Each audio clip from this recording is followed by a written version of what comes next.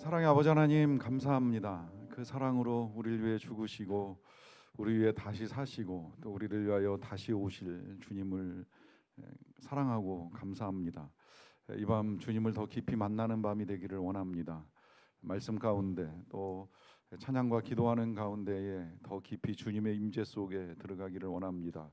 지금도 이곳에 오셔서 우리 각 사람을 붙드시고 우리 안에 거하시며 우리와 함께 거니시고 우리를 품으시는 주님과 함께하는 귀한 밤이기를 원합니다. 예수님의 이름으로 기도하옵나이다. 아멘. 이 밤에 우리에게 주시는 하나님 말씀은 마가복음 2장 23절부터 28절까지 말씀입니다. 마가복음 2장 23절부터 28절까지 말씀입니다. 신약성경 56면인데요. 23절부터 28절까지 말씀을 저와 여러분들이 한 절씩 교독하도록 하겠습니다. 안식일에 예수께서 밀밭 사이로 지나가실새 그의 제자들이 길을 열며 이삭을 자르니 바리새인들이 예수께 말하되 보시오 저들이 어찌하여 안식일에 하지 못할 일을 하나이까. 예수께서 이르시되 다윗이 자기와 및 함께한 자들이 먹을 것이 없어 시장할 때에 한 일을 잃지 못하였느냐. 그가 아비아달 제사장 때에 하나님의 전에 들어가서 제사장 외에는 먹어서는 안 되는 진설병을 먹고 함께한 자들에게도 주지 아니하였느냐. 또 이르시되 안식일이 사람을 위하여 있는 것이요 사람이 안식일을 위하여 있는 것이 아니니. 이러므로 인자는 안식일에도 주인이니라. 아멘. 제가 신학교에서 공부할 때 소망교회 담임하시던 곽선희 목사님이 이제 강의를 해주셨는데 강의 때 한번 그런 말씀을 하신 적이 있어요. 그 교회 이제 목사님을 섬기는 비서가 새로 왔는데 이 합동 측에서 이제 왔다고 합니다. 우리 교회가 속한 교단은 통합 측인데 이제 이 총회신학교는 이제 합동 측 소속인데 뭐 큰 차이가 있는 건 아닌데 이제 약간 보수적이냐, 뭐 진보적이냐, 뭐 중도냐 이제 이런 정도의 차이가 좀 있어요. 우리 교단이 좀 중도 정도 아닐까? 한신 기장 측은 조금 진보적이라고 보고 있고요. 또 합동은 총신 쪽은 이제 좀 보수적이라고 보고 있는데 우리가 좀 중간 형태를 띈다고 생각을 합니다. 물론 이제 교회마다도 좀 이제 차이가 좀 있을 수는 있는데 어찌 되었건 이 합동 측보다는 이제 조금 이제 개방적이고 진보적이다 보니까 이 합동 측에서 온 비서와 이 일을 진행하는 데 있어서 목사님이 좀 난감했던 상황을 이제 예를 들어 말씀을 하신 거예요. 주일날 이제 급하게 심부름 시킬 일이 있어가지고 좀 어디를 다녀오라 이제 이렇게 요청을 했더니 그 비서가 난색을 포하면서 오늘 주일인데 그걸 하라고요 이제 이렇게 반문을 했다는 거예요. 그러니까 그가 그 성장했던 교회에서 배우기는 안식일에는 주일에는 아무것도 하면 안 된다. 뭐 이것도 저것도 이제 일이라고 여겨지는 것들을 하면 안 되는데 이제 그런 심부름을 이렇게 큰 교회 목사님이 시키신다고 생각을 하니까 이제 그가 받아들일 때는 좀 난감했던 일인 것 같아요. 목사님의 답변은 이러하셨다고 제가 기억을 하고 있습니다. 죄는 내가 지을 테니까 자네는 순종만 해. 이해가 되세요? 자, 이 안식일에 심부름 시키는 게 죄인지 아닌지도 잘 모르겠지만 일단 이제 들었으면 순종을 하라 하는 말로 일단 말씀을 하셨다고 하는 것인데, 자, 이 똑같은 내용이 어떤 교회에서는 할 수 있는 일이라고 여겨지는데 어떤 교회에서는 할 수 없는 일이라고 여겨진다고 하면 이게 무엇의 문제이겠습니까? 정말 율법이 잘못된 걸까요? 사람의 생각이 잘못된 걸까요? 이게 진짜 제대로 된 이해가 필요한데요. 이제 이 문제는 뭐 앞으로 오늘도 그렇지만 이제 다음번에도 또 이 주제를 가지고 이야기를 하게 되는데, 이 예수님께서 제자들과 함께 이제 다니시다가 이 안식일 이제 논쟁에 부딪히게 돼요. 일단 뭐 사람에 따라서나 교회에 따라서 뭐 보수적일 수도 있고 진보적일 수도 있고 또 율법적일 수도 있고 복음적일 수도 있다고 생각은 하는데, 일단 먼저 우리가 이해해야 될 것은 우리 예수님은 절대 율법을 폐하러 오신 것도 아니고 무시하시는 것도 아닙니다. 예수님은 율법을 완성하기 위하여 이 땅에 오셨다라고 말씀을 하시고요. 또 실제로 예수님은 율법이 잘못되었다고 말씀하신 적은 한 번도 없어요. 다만 이제 너희가 이렇게 율법을 들었다, 모세가 이렇게 말씀했다라고 하는 것을 들었다. 그런데 그 말씀의 핵심은 뭐냐, 그 말씀을 바르게 이해하는 방법이 뭐냐 하는 이 원리를 가르쳐 주신 것이지, 율법이 잘못되었다라고 하는 말씀을 하신 적은 한 번도 없거든요. 문제는 이제 이것을 받아들이는 사람이 어떤 마음과 어떤 생각으로 받아들이느냐의 문제인 것인데, 이것을 잘 받아들이면 문제가 없어요. 그야말로 새 마음을 가지고 이제 새롭게 주님이 해석해 주시는 율법을 복음으로 이해를 하겠다라고 생각을 하고 받아들이면 거기에 굉장한 이제 은혜가 있고 기쁨이 있을 수 있는 거예요. 근데 이것을 잘못 받아들이게 되면, 나는 변하지 않는 상태에서 새 복음이 나한테 들어오면 어떤 일이 벌어지느냐, 그걸 지난번에 이제 예수님이 비유하여 말씀하시기를, 새 포도주를 새 부대에 넣어야 되는데 헌 부대에 넣으면 부대가 터져버린다고 말씀을 하신 거예요. 그러니까 마음의 준비가 되어 있지 아니하면, 마음을 새롭게 하지 아니하면 예수님이 주시는 은혜가 아무리 크다고 하더라도 그 은혜를 받을지는 모르겠지만 받은 은혜가 오히려 그의 마음과 삶을 터뜨려 버리는 일이 일어날 수 있다라고 하는 것이죠. 그 일이 지금 이제 바리새인들에게서 일어나는 거예요. 사건의 시작은 이렇습니다. 23절인데요.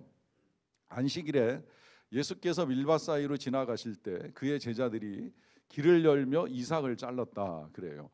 여기 나와 있는 요 내용으로 보면 마치 예수님의 제자들이 예수님과 함께 길을 가다가 밀밭을 지나갈 수밖에 없는 상황에 되었는데, 이 이스라엘의 농경 상황을 지금 우리 농촌으로 이해하시면 곤란해요. 우리 농촌은 이 밀밭 아니라 뭐 보리밭 아니면 벼밭이라고 하더라도 중간중간에 길이 나 있잖아요. 사람들 다니는 길이 나 있잖아요. 그리고 그 길을 제외한 지역에다가 이렇게 모내기를 하거나 이제 그 농사를 짓는데, 이스라엘은 그런 식으로 농사를 짓지 않아요. 뭐 지금처럼 땅의 소유가 명확한 것도 아니거니와, 일단 지을 만한 땅이라고 생각을 하면 심는 것도 아니고 어떤 땐 정말 뿌리기로 농사를 짓기도 해요. 그래서 그냥 뿌려놓은 게 잘 자라면 추수를 할 수 있는 거고, 안 자라면 할 수 없는 거고, 그러다 보니까 어디가 길인지 어디가 농토인지 이게 불명확한 지역이 많습니다. 그러다 보니까 이제 길을 가면서 이 밀을 헤치고 지나갈 수밖에 없는 이런 상황에 놓이게 되는데, 처음에 성경을 제일 먼저 기록한 마가는 이제 그렇게 이해하고 성경을 쓴 거예요. 예수님하고 제자들이 길을 가다가 길이 불분명하니까 이 길을 이제 열어야 되겠다라고 해서 아마 제자들이 이삭을 건드렸나 보다 이제 이렇게 생각을 한 거죠. 근데 이 내용을 실제로 겪었던 마태는 조금 다르게 기록하는 것이 뭐냐면, 길을 내려고 지나간 것이 아니라 지나가면서 이삭을 먹었다고 기록을 합니다. 이게 양 사이에서 조금 혼란스러웠던 누가는 그냥 이삭을 비볐다고만 이제 이야기하고 있어요. 그런데 자 보세요. 지금 표현은 다 다르잖아요. 이삭을 지금 보시는 대로 열면서 길을 열면서 이삭을 잘랐다는 것과 잘라서 먹은 것과 또 먹기 전에 비빈 것의 행동들은 조금씩 다르고 표현은 다른데, 자 이것을 어떻게 보느냐에 따라서는 다 좋게 볼 수도 있고 나쁘게 볼 수도 있는 일이 된다는 거예요. 일단은 이걸 본 이 바리새인들의 태도를 좀 볼게요. 자, 바리새인들이 예수께 말하되 보시오, 저들이 어찌하여 안식일에 하지 못할 일을 하나이까라고 합니다. 자, 이 말은 무슨 이야기가 되는 거냐면, 먼저는 이 바리새인들이 지금 제자들이 하는 행동을 눈여겨보고 있었다는 거예요. 그러니까 이제 이걸 가지고 이야기할 수가 있는 거죠. 자, 이 사람의 행동을 눈여겨보는 거는 이 사람에 따라서 또 마음에 따라서 저는 얼마든지 달라질 수 있다고 생각을 하는데요. 누군가 좋은 행동하는 걸 눈여겨보고 나서 저건 좀 내가 본받아야 되겠다라고 하는 생각을 가지고 사람들을 들여다볼 수만 있다면 저는 그건 굉장히 바람직한 일이라고 생각을 해요. 여러분 교회에서 할 수 있으면 그런 시각으로 좀 사람을 보시는 것도 좋겠다는 생각이 듭니다. 교회에서 보면 전 특히 이제 우리 교회에 뭐 이렇게 저렇게 섬기시는 분들이 많은데, 그들이 섬기는 태도나 방식을 잘 눈여겨보세요. 그리고 그게 좋아 보이면 나도 좀 절해봐야 되겠다. 전 정말 우리 교회에서 제일 연세 높으신 우리 선아마 집사님이 지금도 매일 새벽마다 이렇게 오셔서 맨 앞자리에 앉아서 이렇게 기도하시는 모습을 보면 저 이 다음에 정말 그분처럼 늙었으면 좋겠다는 마음을 참 많이 가져요. 가장 멋있는 것 같아요. 나이가 들어서 뭘 할 수가 있겠습니까? 뭐 기력이 있습니까? 뭐 그렇다고 뭐 재정이 넉넉하겠습니까? 그러다 보니까 늘 예배의 자리, 기도의 자리에 와서 맨 앞자리에서 늘 자리를 지키는 거 눈여겨보면 너무 멋있고 귀한 거예요. 그러니까 그거 보면서 나도 저렇게 좀 해봐야 되겠다는 생각이 제 안에도 있는 거예요. 그런 사람들을 찾아보세요. 일 못하는 사람, 나쁜 사람 막 찾으려고 애쓰지 말고 정말 내가 본받아야 될 사람 누군가 이렇게 찾아보면 그런 분이 전 우리 교회에 적지 않다고 생각을 하는데 그거 보고 배워나가면 되는 거거든요. 근데 문제는 이제 보면서 어떻게 해서든 이제 꼬투리를 잡으려고 이 바리새인들이 이미 소문을 들은 거예요. 예수라는 사람이 나타났는데 벌써 이제 뉴스거리가 된 거예요. 여러분이 뉴스거리에 화제의 주인공이 딱 떠오르면 기자들이 제일 먼저 하는 게 뭐예요? 그 사람을 찾아가지고 그 사람이 진짜 띄울 만한 사람인지 끌어내릴 만한 사람인지를 알기 위해서 그 사람의 어린 시절부터 신상을 다 파악해가지고 어떻게 해서든 그 사람을 좀 더 알리고 밝혀내기 위해서 애를 쓰잖아요. 그게 이제 너무 힘들다 보니까 그것 때문에 힘든 선택을 하는 사람들도 있게 되는데 이게 어떤 시각을 가지고 보느냐에 따라 이제 그만큼 크게 달라진다는 거예요. 문제는 이 바리새인들이 예수님에 대한 이야기를 들었어요. 저 갈릴리 북쪽 가버나움 마을 근처에 예수라고 하는 청년이 나타났는데 돌아다니면서 설교를 한다. 그런데 그 설교를 듣기 위해서 많은 사람들이 모인다. 능력도 행한다고 하더라. 좀 뭔가 새로운 것 같다 하다 보니까 이 바리새인들이 여기까지 쫓아와 가지고 도대체 무슨 말을 하는지 무슨 행동을 하는지 이제 눈여겨보다가 드디어 한 건 잡은 겁니다. 그 건이 뭐냐? 안식일인데 이 제자들이 밀밭 사이로 지나가면서 이삭을 자르는 행위를 한 거예요. 이삭을 잘랐다 혹은 비볐다 어떻게 표현되든지 그건 이 안식일에 해서는 안 되는 추수하는 행위를 한 겁니다. 거기다가 이제 먹었다라고 한다면 안식일에 해서는 안 되는 음식을 만드는 행위까지 하게 된 거예요. 그러니까 지금 문제의 발단은 어디에 있는 것이냐라고 하면 이 행동을 보는 시각과 더 나아가서는 행동을 판단하는 사람들의 마음에 달려있는 문제라 하는 것이죠. 이걸 그냥 조금만 다르게 생각하면 이제 그 다르게 생각하는 방법을 예수님이 우리에게 가르쳐 주실 터인데 일단 그것을 보기 전에 조금만 다르게 생각하면 크게 문제가 되지 않을 수도 있는 것이 때로는 이런 마음으로 보고 이런 마음으로 생각하고 이런 마음으로 말을 하다 보면 이런 일이 벌어질 수 있다라고 하는 거예요. 이런 일 중에 한 가지가 교회에서 제일 힘든 것 중에 하나가 이 밥 먹는 사람 수요를 예측하는 겁니다. 주일에 도대체 몇 사람이 밥을 먹을지, 부흥회 때는 몇 사람이 저녁에 와가지고 식사를 할지 도대체 예측이 안 되는 거예요. 누가 예측이 되면 좀 알려주세요.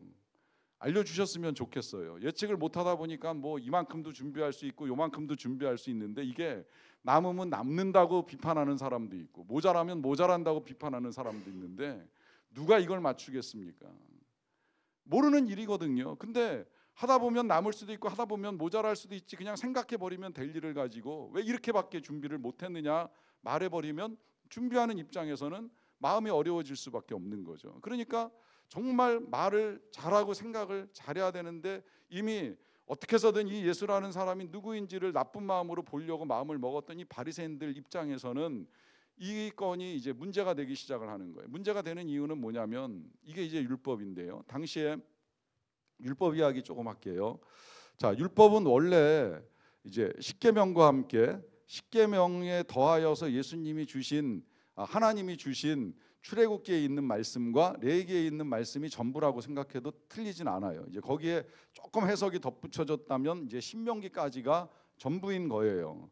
가장 중요한 핵심은 10가지 십계명이고 그 가운데 이제 안식일 계명은 딱 하나 제4계명에 들어 있잖아요. 안식일을 기억하여 거룩히 지키라. 이게 전부예요. 그런데 이 바리새인들이 성경을 연구하다가 안식일 고민을 하기 시작을 한 겁니다. 자, 이 안식일을 기억하여 거룩히 지키라고 말씀을 하셨는데 어떻게 지키는 게 거룩하게 지키는 것이냐라고 하면서 안식일 연구를 해나가다가 안식일에 할 일과 하지 말아야 될 일을 이제 구분하기 시작을 하는 거예요. 그 가운데 한 가지가 이제 안식일 날 일을 해서는 안 된다는 거죠. 자, 그러면 어디까지가 일을 하는 것이고 일을 하지 않는 것으로 구분을 지을 것이냐? 밥 먹는 건 일이겠습니까? 아니겠습니까? 밥을 하는 건 일이겠습니까? 아니겠습니까? 밥을 하고 난 다음에 설거지를 하는 건 일이겠습니까? 아니겠습니까? 이게 생각보다 복잡해지는 거예요. 그러니까 이제 그런 와중에 뭐 안식일에 그러면 짐을 드는 건 일이고 짐을 안 드는 건 일이 아니다. 이제 이렇게 선을 걷잖아요. 그럼 또 논란이 되는 거예요. 자, 그러면 안식일에 어디까지가 짐을 드는 것이냐? 여러분 이 문제도 한번 생각을 해보세요. 안식일에 짐을 드는 게 일이라고 한다면 성경책을 들고 나오는 건 일이겠습니까? 아니겠습니까?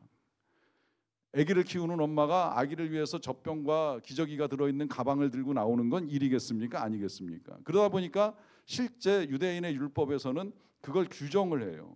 우유는 몇 리터까지는 짐이 아니다. 초과하면 짐이다. 이런 식의 율법이 만들어지는 거예요. 그러니까 지금까지도 제가 그 얘기 하잖아요. 이스라엘 가서 히브리 대학에서 유학한 그 한국 목사가 안식일 토요일 딱 되면 똑같이 기숙사 식당에 밥 먹으러 내려가는데 그날은 유대인들하고 같이 밥 먹으러 가면 엘리베이터 앞에서 이렇게 서 있다는 거예요. 왜 서 있는지 아세요? 버튼 누르면 일하는 거예요. 그러니까 한국 사람이 네가 누르라는 거예요. 너는 기독교인이지 눌러 그러고 가만히 서 있다는 거예요. 그러면 한국 기독교인은 어차피 안식일 아니니까 우린 주일이 안식일이니까 그 친구가 눌러서 식당 가서 밥 먹고 올라올 때도 또 이러고 기다리고 서 있대요. 그리고 더 웃기는 건 뭐냐면 그렇게 눌러줄 친구가 없으면 엘리베이터 눌러줄 친구가 없으면 혼자 계단으로 걸어 올라간대요. 웃기는 일이지 않습니까? 버튼 누르는 건 일이고 계단을 올라가는 건 일이 아니라는 거죠. 이게 우리는 참 생각해 보면 어이없는 일인데 이 유대인들이 그렇게 율법을 만들어 버린 거예요. 이게 이제 바리새인들이 안식일을 해석하면서 그렇게 만들어 놓은 거예요. 그러다 보니까 지금 예수님 제자들이 뭐 밀을 잘랐던 비볐던 먹었던 그게 중요한 게 아니라 어떤 행위도 다 노동의 행위로 보고 안식일에 할 일을 하지 말아야 될 일을 하고 있다고 하면서 예수님에게 이제 말씀을 드립니다. 자, 이 모든 일들이 지금 어디에서 비롯되는 것이냐라고 한다면 기준이 어디에서 나온 거예요? 성경에서 나온 겁니까? 아니라고 하는 거죠. 어디에서 나온 거예요? 사람의 생각에서 나온 거예요. 사람의 머리에서 나온 거예요. 많은 경우에 지금 우리가 이런 시험에 빠지거나 이런 문제가 생기는 가장 큰 이유는 뭐냐면 내 생각을 가지고 기준을 만들어 버리고 그 기준에 따라 판단해 버릴 가능성이 굉장히 크다라고 하는 것입니다. 그래서 제가 가끔 그런 이야기도 했던 적이 있어요. 교회에서 예배를 드릴 때 저는 지금 우리 교인들이 주일날 어떤 복장을 입고 오든지 혹은 어떤 신발을 신고 오든지 한 번도 제대로 말해본 적은 없어요. 근데 제가 말을 들어본 적은 있어요. 어떻게 저런 신발을 신고 와서 주일날 예배를 드리지? 저런 복장으로 어떻게 와서 예배를 드리지 하는 말을 제가 들어본 적은 있어요. 그렇지만 제가 실제로 그런 복장이나 그런 신발을 입거나 신고 온 사람에게 말을 해본 적은 없어요. 사실 말을 하기로 따지면 저도 어렸을 때는 굉장히 보수적으로 배운 사람이에요. 저는 중학교 때 수련회 가가지고 예배를 드릴 때 적어도 예배 시간만큼은 반드시 양말을 신으라고 우리 장로님께 그렇게 배웠어요. 모든 학생들이 다 놀 때는 뭐 맨발로 뛰어놀고 슬리퍼 신고 뛰어노는 거 다 되는데 예배 드릴 땐 다 양말 신고 와. 아주 큰일 날 것처럼 말씀하셔서 양말 4켤레 챙겨가지고 3박 4일 수련회 가서 매일 아침마다 양말 신고 예배를 드린 기억이 있어요. 저는 그래서 양말을 신어야지만 예배를 드린다고 생각을 했었어요. 오랫동안 집에서 가정 예배 드릴 때도 양말은 꼭 신고 예배를 드렸어요. 근데 제가 복음을 알고 이게 율법이 얼마나 위험한가 하는 사실을 이제 깨달으면서 그건 중요한 문제가 아니라는 걸 알게 된 거예요. 사람에 따라서는 양말을 신을 수도 있고 안 신을 수도 있고 구두를 신으면 좋겠지만 슬리퍼 신고 오는 거 어떻게 하겠어요. 근데 가끔 보면 자긴 양말 안 신고 남 슬리퍼 신은 거 가지고 뭐라 하는 사람을 만나게 되는 게 오히려 더 불편한 거예요. 그렇게 한번 말씀드리고 싶어요. 양말도 신으셔야죠. 이 교회가요, 저희는 지금 구두 신고 올라가잖아요.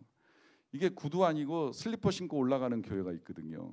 그러면 이제 저 앞에서 그 신발 벗고 구두 벗고 슬리퍼를 신고 올라가야 돼요. 제가 한번 어느 교회 그 결혼식에 기도하러 올라갔다가 구두 신는 게 습관이 돼가지고 그냥 제 순서가 돼가지고 기도하러 이렇게 터벅터벅 구두 신고 올라갔다가 올라가서 딱 쓰는 순간에 아찔했던 적이 한 번 있어요. 왜 아찔하냐면 제가 서 있는 자리에 방석이 놓여 있는 거예요. 이 방석은 대개 슬리퍼나 맨발로 올라왔을 때에 사용되는 방석인데 제가 그 방석을 구두 신고 올라가 서가지고 기도를 하고 내려와야 되니 기도를 하면서 기도의 내용보다 이 상황을 어떻게 해야 되지 이제 이런 깊은 고민에 빠졌던 적이 한 번 있었는데, 자 이게 이제 교회마다 상황이 달라요. 그러다 보니까 이 신발을 벗어야 되는 거를 강조하는 교회에서는 어떻게 주의 종들이 하나님의 전에 나아가면서 신발을 신고 나아갈 수 있느냐라고 하면서 비판을 합니다. 이거에 대해서도 곽선희 목사님이 하신 말씀이 있죠. 정확하게 말한다면 하나님 앞에 나갈 때 모세는 맨발이었네. 그러니까 목사도 양말 벗고 올라가야 되네. 벗고 올라가면 볼만 하겠습니까? 구두 신는 것만 못하죠. 그러니까 차라리 구두를 신는 거예요. 문제는 구두를 신느냐 슬리퍼를 신느냐 맨발로 올라가느냐가 중요한 것이 아니라는 거죠. 실은 이 모든 기준이 하나님은 명하시지 않는 거예요. 사람이 만들어 놓은 거예요. 우리 각자의 마음에서 정해 놓은 거예요. 그 정해 놓은 걸 가지고 보는 거예요. 그 정해 놓은 걸 가지고 나는 거기에 맞춰서 살다 보니 남들이 그 정해 놓은 기준에 들어오지 않으면 이거 뭔가 잘못된 거 아니냐라고 하면서 시비하는 일들이 일어납니다. 자, 그러다 보니까 이제 예수님께서 답을 주시는 거죠. 25절입니다. 예수께서 이르시되 다윗이 자기와 및 함께한 자들이 먹을 것이 없어 시장할 때에 한 일을 잊지 못하였느냐라고 하십니다. 자, 지금 예수님은 사무엘상 21장에 이제 기록되어 있는 역사적 근거를 가지고 말씀하시는 거예요. 다윗이 사울 왕에게 쫓겨가지고 피난을 다닐 때에 제자들과 그 동료들과 함께 이제 높당에 이르렀을 때 제사장을 만나지요. 아비아달인가는 제사장을 만나는데요. 아히멜렉을 만나는데 그 제사장을 만날 때 이제 몇 날 며칠 피난을 다니다가 굉장히 배고팠어요. 그래서 제사장한테 우리 지금 굉장히 허기진데 뭘 좀 주실 게 없느냐 이제 이런 요청을 한 거예요. 그때 제사장이 이제 했던 답변이 이 제단에다가 바쳤던 떡 그게 이제 시간이 되면 새로운 떡을 올리고 묵은 떡을 이제 치워내게 되는데 원래는 이 치워내는 떡을 제사장들 말고는 먹지 못하게 되어 있기는 해요. 그거는 이제 이 레위기에 나와 있는 율법이기는 합니다. 근데 그 떡이 있다고 이제 이야기를 했어요. 그때 다윗이 말하기를 우리가 지금 여러 날 동안 다니면서 여자를 가까이 하지 아니하였기 때문에 부정하지는 않다.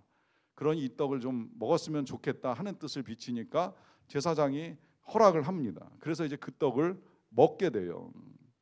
자, 이걸 가지고 따지자면 정말 율법을 어긴 거냐 아니냐라고 하는 이야기를 할 수도 있겠지만, 그러나 중요한 건 배고플 때 때로 이렇게 먹는 일이 있었다라고 하는 이제 역사적 사례를 들면서 지금 예수님께서 설명을 해나가시는 거예요.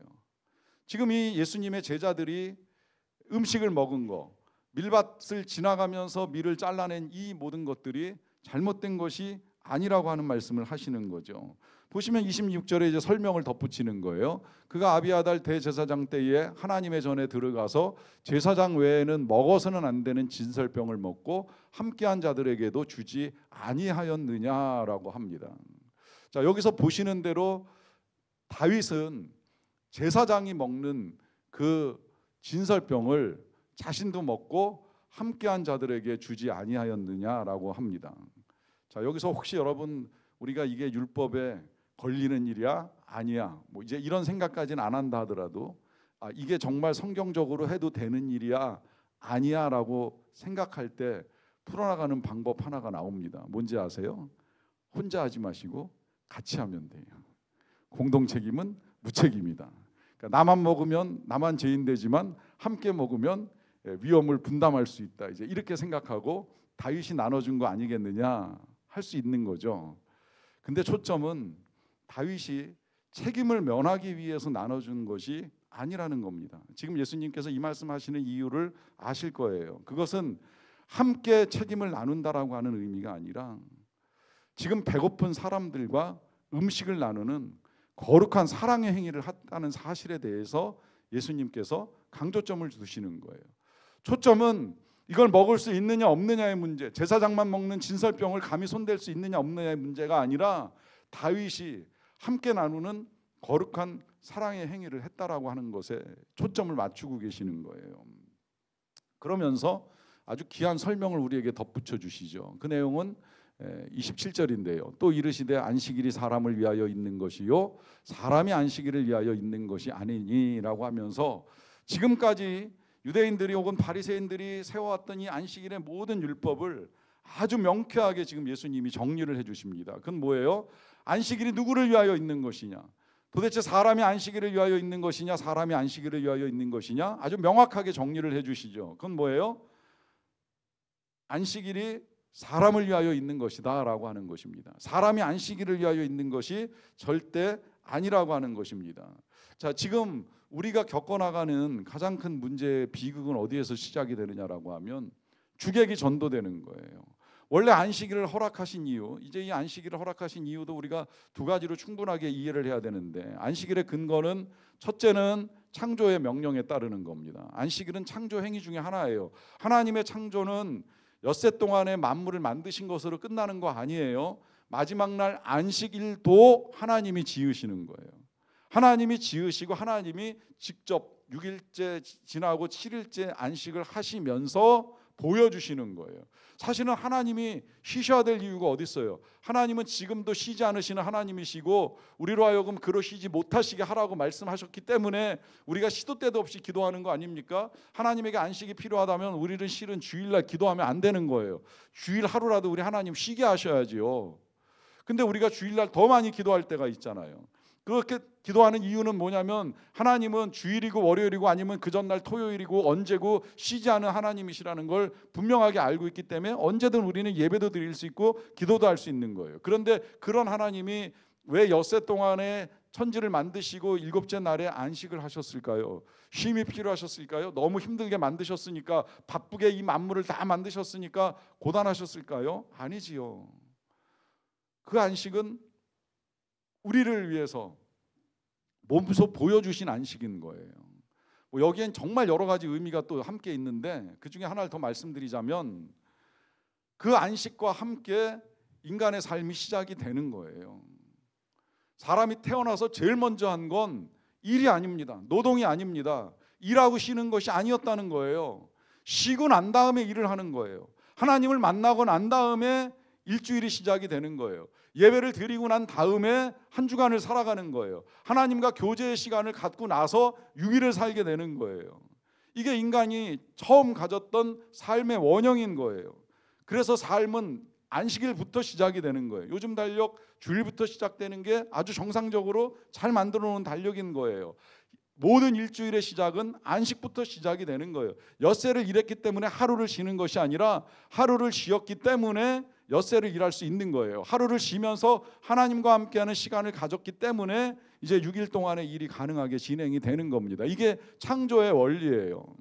근데 안식일의 원리는 창조의 원리만 있는 것이 아니라 출애굽의 원리도 함께 담겨져 있습니다. 그래서 이제 이 안식일의 명령을 십계명에 담아서 우리에게 주실 때에 안식일을 기억하여 거룩히 지키라라고 명령하신 다음에 그 뒤에 이어지는 부가적인 설명이 있죠. 뭔지 아시죠? 그건 뭐예요? 그건 너뿐만 아니라 너의 아들이나 딸이나 네 남종이나 여종이나 혹은 네 집안에 거하는 객이나 더 나아가서 네가 기르는 어떤 짐승들이라고 할지라도 다 함께 안식하라라고 하는 명령을 내립니다.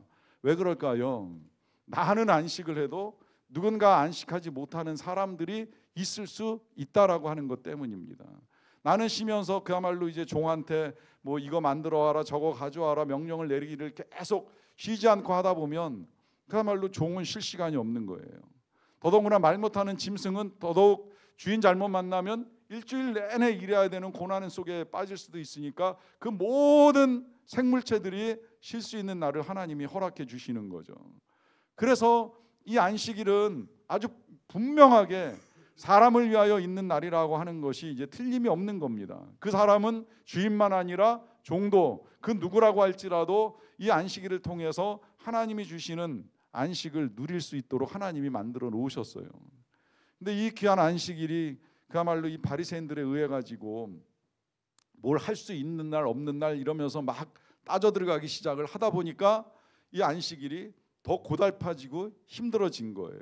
하나님의 의도는 그게 아니었던 거예요. 하나님이 주시고자 했던 건 그야말로 안식일의 쉼이고 안식일의 자유고 안식일의 평화, 안식일의 하나님과 함께 누리는 시간이었습니다.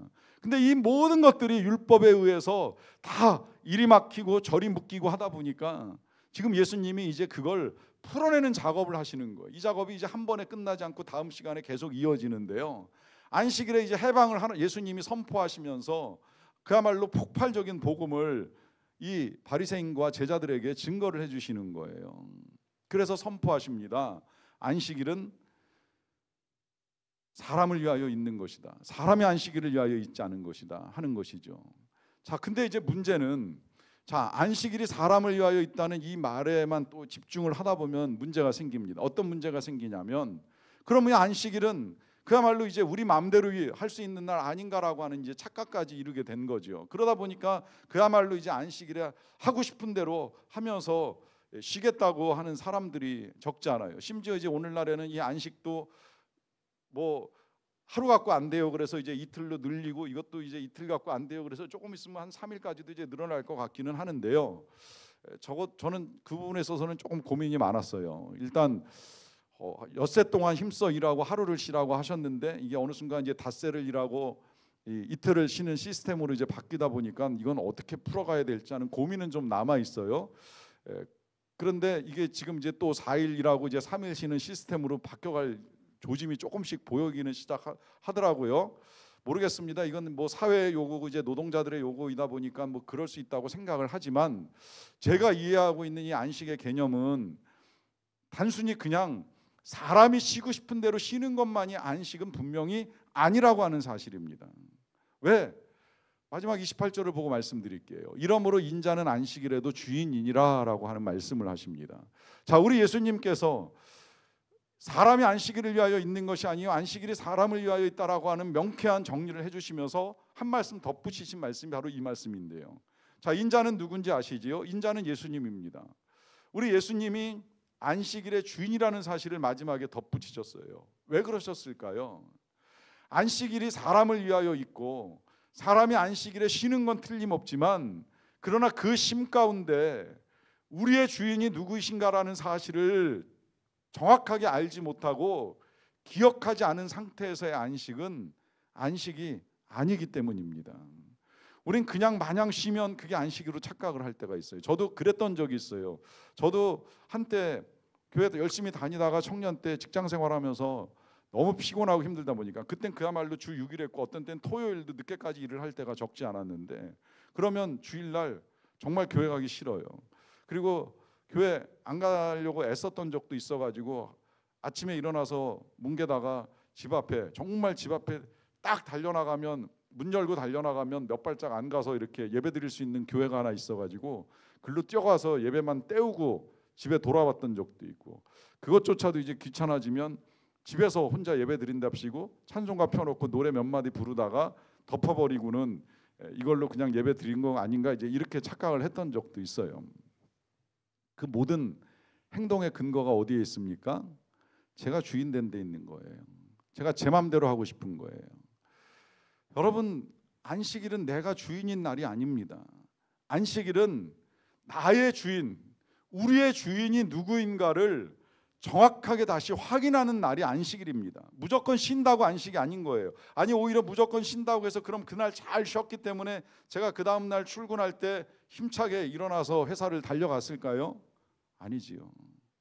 마냥 집에서 누워 있다고 하고 싶은 대로 뭐 그때 볼 거야 TV밖에 없었지만 TV 본다고 해서 그걸로 안식이 끝나고 그 다음 날 힘을 얻어가지고 힘차게 출근하는 활력을 얻었을까요? 제 기억에 그런 날은 없습니다.